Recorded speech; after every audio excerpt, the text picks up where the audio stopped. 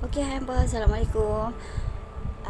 Hari ni saya nak cerita tentang satu lagi jenis hantu yang boleh dikatakan famous kat Malaysia ni, dan semua orang tahu daripada orang besar sampai lah budak-budak, iaitu toyol, ataupun dalam bahasa Jawa orang boleh panggil tuyul.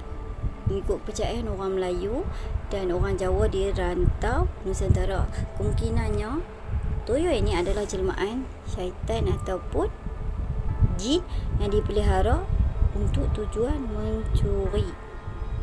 Toyol dikatakan berbentuk kanak-kanak kecil dan turut mempunyai perangai pun macam budak-budak. Pemeliharaan dia ni kita boleh kategorikan sebagai saka, sebab toyol perlu diberi makan. Dia biasanya dipelihara untuk membantu pemilik dia mendapatkan duit dengan mencuri daripada jiran-jiran yang terdekat. Okey. Toyol ni mampu menyelinap kat mana-mana bilik. Walaupun hampa kunci bilik tu, walaupun hampa selit kat mana pun, dia boleh pergi ambil. Termasuklah kononnya dia mampu juga mencuri sekalipun hampa selit duit tu dalam kitab suci Al-Quran.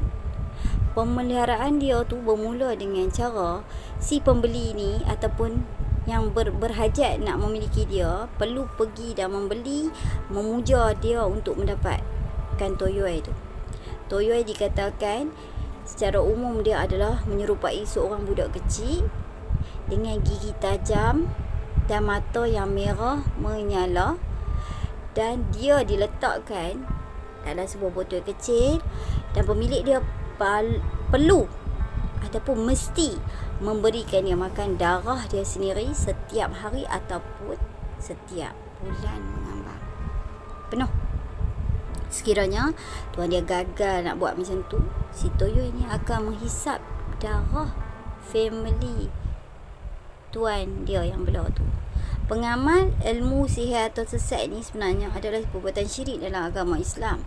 Sekiranya hampa tak jaga dia dengan elok, toyol ini dia akan mengamuk dan membinasakan ahli keluarga terdekat kalau permintaan dia hampa tak dapat nak ikut. Dan dia juga perlu hampa cari pengganti kalau hampa dah tak mau dekat dia, ataupun hampa perlu cari orang pandai yang boleh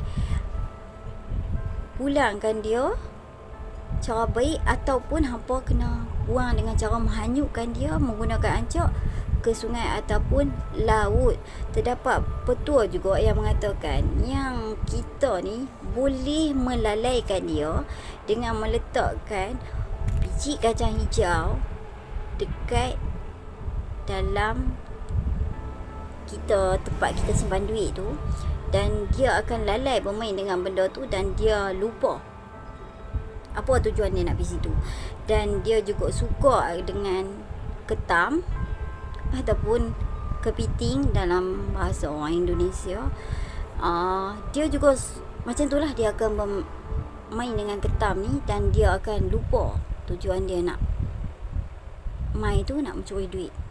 Selain itu, ikan puyuh juga boleh melalaikan si toyol ni. Okey.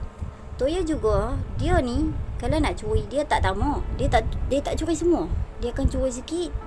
Dia akan tinggalkan juga macam sedikit lagi duit untuk tuan rumah yang dia masuk tu. Tapi dia juga boleh berubah jadi bengih dan ganas kalau hampa tak ikut apa yang dia nak. Sebetulnya pemeliharaan dia ni sebenarnya hanyalah untuk orang yang jenis dia nak cepat hidup senang tanpa perlu dia nak berusaha. Jadi elok-elokkanlah untuk nak membelah benda-benda macam ni hanya untuk kepentingan diri kita sendiri. Okay, ada banyak lagi jalan lain untuk kita nak senang, bukan dengan cara macam ni yang akan membahayakan diri kita dan juga family kita. Okay, next time aku akan cerita kat hampa macam-macam lagi. So hampa tolong, please, tolong like, share dan subscribe channel aku. Okay, bye. Assalamualaikum.